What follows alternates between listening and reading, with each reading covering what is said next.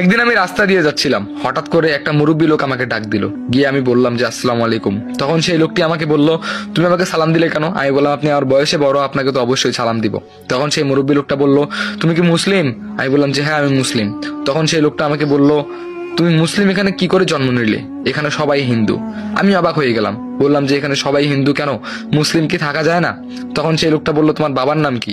আমি তখন অবাক হয়ে গেলাম, বললাম যে আসলে ছোটবেলা থেকে তো বড় হয়েছি মায়ের কাছে, বাবার নামটা এখনো মা আমাকে বলেনি। আর যখনই বাবার কথা জিজ্ঞেস করতাম তখনই মা আমাকে অন্য একটা কথা বলে এই কথাটা কাটিয়ে দিত, কিন্তু আমাকে কখনো বাবার ব্যাপারে কোনো কিছুই বলেনি। সো আমি আমার বাবার নামটা জানি না। তখন সেই লোকটা বললো, তোমার মায়ের নাম কি? তখন আমি বললাম, আমার মায়ের নাম হলো সুহাসিনী। তখন সেই লোকটা অবাক হয়ে গেল, অবাক হয়ে আমাকে বললো, তুমি এখান থেকে তাড়াতাড়ি চলে যাও, আমার সামনে থেকে সরো তাড়াতাড়ি। আমি অবাক হয়ে গেলাম, বললাম যে অদ্ভুত তো, আপনি আমাকে নিজেই ডাকলেন আবার নিজেই বলতেছেন তাড়াতাড়ি চলে যাও, এটা কি ধরনের আপনার ব্যবহার? তারপর ওখান থেকে আমি বাসায় চলে গেলাম। বাসায় ফিরে মাকে বললাম, মা ক্ষুধা লাগছে, খাইতে দাও। দেখলাম মা নাই। মা গেল কোথায়? আশেপাশে অনেক মানুষের জিজ্ঞেস করলাম, বললাম যে মা গেল কোথায়? তখন কিছু আন্টি বলল, তোর মা কই যে গেল, এখনো দেখা নাই, যাই হোক একটু পরে হয়তো বা আসবে, বাসায় থাক। আমি বললাম ঠিক আছে। তারপরে আমি বাসায় গিয়ে শুয়ে পড়লাম। 2-3 ঘন্টা পর মা আসলো। মাকে বললাম, মা খাইতে দাও।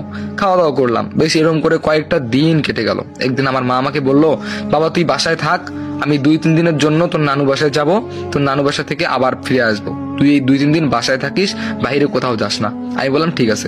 এই কথা বলে আমিও বাসায় রইলাম, মাও চলে গেল। 2-4 দিন পার হয়ে গেল, মায়ের কোনো খোঁজ নেই।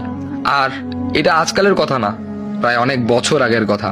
তখন কিন্তু অ্যান্ড্রয়েড ফোন বা বিভিন্ন রকম ফোন কিচ্ছু ছিল না, যোগাযোগের কোনো মাধ্যম ছিল না, শুধু চিঠি বার্তা ছাড়া। তো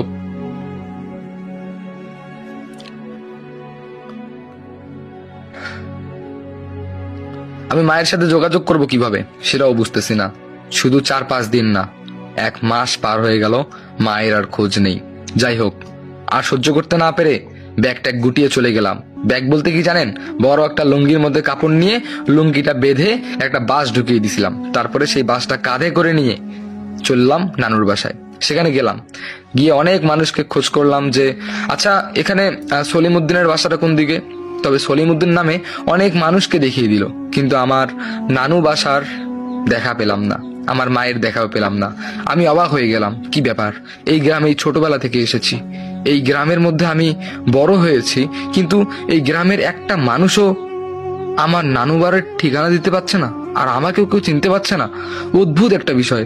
আমি সেদিনও এসে গেলাম প্রায় 1-2 বছর আগে, সবাই ভালো ছিল। পাশে রহিম কাকার দোকান ছিল, ওখানে গেলাম, গিয়ে বললাম যে কাকা কেমন আছেন? বললো যে কে বাবা তুমি? আমি অবাক হয়ে গেলাম, বললাম যে আমি আমি আমাকে চিনতে পারছেন না?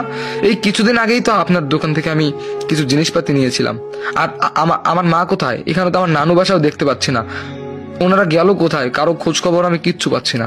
তখন বললো যে বাবা কে তুমি, কে তোমার মা, তোমার মায়ের নাম কি?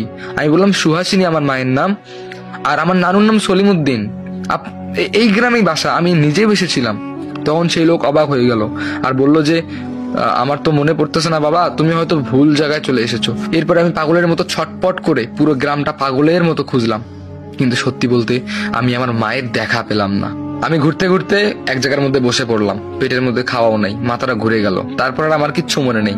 হঠাৎ করে একটা মেয়ে এসে আমাকে ডাকলো, আমি উঠলাম, উঠে বললাম যে আমি আমি কোথায় আছি? তখন সেই মেয়েটা বলল, কে তুমি, কোথায় এসেছো, তুমি এখানেই ছিলে এই শীতের মধ্যে? আমি বললাম যে হ্যাঁ, আমার তো কিছু মনে নেই, তবে আমি আমার মাকে খুঁজতে এসেছিলাম, তারপর আমার আর কিচ্ছু মনে নেই, আমি আমার মায়ের দেখাও পাইনি। তখন হঠাৎ করে সেই মেয়েটা বললো যে তোমার মাকে খুঁজতে এসেছো মানে তোমার মা কি হারিয়ে গেছে নাকি? আমি বললাম যে হারাবে কেন, এখানে আমার নানুর বাসা, আমি এখানে এসেছি আমার মাকে খোঁজার জন্য। কিন্তু অবাস্তব একটা ঘটনা হচ্ছে যে এখানে কেউ আমার নানুকে চিনতেছে না, আমার নানু বাসা চিনতেছে না, এবং আমার মাকে কেউ চিনতেছে না। এখন আমি কি করব? তখন সে মেয়েটা বলল, তোমার নানুর নাম কি? আমি বললাম যে সলিমউদ্দিন। তারপরে বললো যে তোমার মায়ের নাম? এরপর আমি বললাম যে আমার মায়ের নাম সুহাসিনী, আমার নানুর নাম সলিমউদ্দিন, এই গ্রামেই বাসা। তারপরে সেই মেয়েটাকে আমি সবকিছু খুলে বললাম। মেয়েটা অবাক হয়ে গেল। আমি বললাম যে হ্যালো, কিছু তো বলেন, আপনি কি আমার মাকে চিনেন? হঠাৎ করে সেই মেয়েটা আমার সামনে থেকে উধাও হয়ে যায়। আমি এটা ভেবেই অবাক হচ্ছি মেয়েটা গেল কোথায়।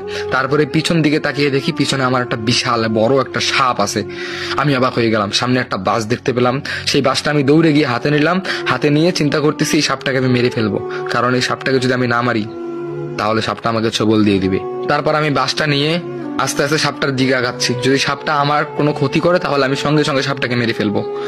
তারপর আমি ভয়ে কাঁপতেছি, ভয়ে কাঁপতে কাঁপতে আমি সাপটাকে বলতেছি, কিরে তুই আমাকে মারবি, তুই আমাকে ছবল দিবি, আর ছবল দে, তুই আমাকে ছবল দে। আমার মাকে খুঁজে পাচ্ছি না, আমার ফ্যামিলির কাউকে খুঁজে পাচ্ছি না, ছোটবেলা থেকে বাবাকে তো পাইনি, আয় তুই আমাকে ছবল দিয়েই মেরে ফেল। তারপর আমি হাত থেকে বাসটা ফেলে দিয়ে ওখানেই বসে পড়লাম কান্না করতে করতে। আমার আর কিচ্ছু ভালো লাগতেছে না, কেউ নাই, এই সবগুলো মানুষ কেমন যেন অচেনা হয়ে গেছে, কেউ আমাকে চিনতেছে না। কিছুদিন আগে আমি এখানে আসলাম, ওখানে বসে পড়লাম, আমি বসে কান্না করতেছি। হঠাৎ করে মাথা তুলে দেখতে পেলাম সেই মেয়েটা। আমি বললাম যে আরে তুমি এখনই কই থেকে এলে, তুমি তো কিছুক্ষণ আগে ছিলে না, আর ওই সাপটা। তারপরে তাকিয়ে দেখলাম সাপটাও নাই, সাপটা গেল কোথায়, আমি অবাক হয়ে গেলাম। তখন সেই মেয়েটা আমাকে বলল, তুমি তোমার মাকে খুঁজতেছো? আমি বললাম যে হ্যাঁ। তখন সেই মেয়েটা বললো, আমি তোমার মা। আমি বললাম যে কি বলেন আপনি, আপনি আমার মা? কান ফাটাই ফেলবো আপনার, কি বলেন এগুলা, পাগল ছাগলের মতো কথা। তখন সেই মেয়েটা আমাকে বলল, এখন যে সাপটা দেখলেন, সাপটা আমি, আর আমি তোমার মা। আমি অবাক হয়ে গেলাম, বললাম যে পাগল হইছে এটা, কি বলে সাপ হয়, আবার হয় নাকি মা? ধুর, আপনার কাছে মাপও চাই, দোহাও চাই, আপনি এখান থেকে যান আর আমার পিছু ছাড়েন, আমি যাই আমার মতো, ঠিক আছে? এমনি আমি পাগল হয়ে যাইতেছি, আরে এই কি বলতেছে। তারপরে আমি ওই মেয়েটার কথা না শুনে হাতের মধ্যে বাসটা নিলাম, নিয়ে আমি আমার মতো হাঁটা শুরু করলাম। কিছু দূর গেলাম, যাওয়ার পরে সেই মেয়েটা আবার ডাক দিল। এরপরে আমি ভয়ে ভয়ে পিছনে তাকিয়ে দেখলাম ওই মেয়েটা নাই, ওটা আমার মা দাঁড়িয়ে আছে। এখানেই কিন্তু গল্প শেষ নয়, গল্প আরো অনেক বড় আছে।